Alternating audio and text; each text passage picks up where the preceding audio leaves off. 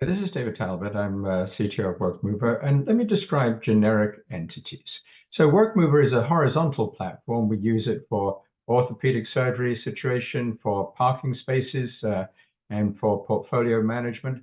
And therefore, we don't have individual tables for every conceivable type of entity there will be. And so what we have is we have 8 generic entities. Now, why do we need these tables? Well, often a generic entity needs all the same characteristics of a person or a place. For example, comments, documents, send messages, maps, those sorts of addresses, those sorts of things. So we want to use the same programs to do, for example, document management. So if we want to attach a document to, for instance, a parking garage, then we'd be better off to use these generic elements because then it's the same document management program.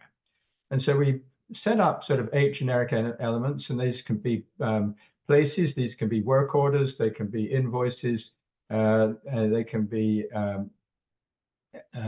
parking spaces or boats or whatever. Okay, and so here's an example here where we have you'd never have in an application a parking space assigned to an apartment unit as a standard table.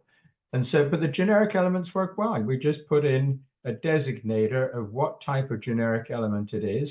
And then all the programs all work on the parking space assigned to a apartment unit.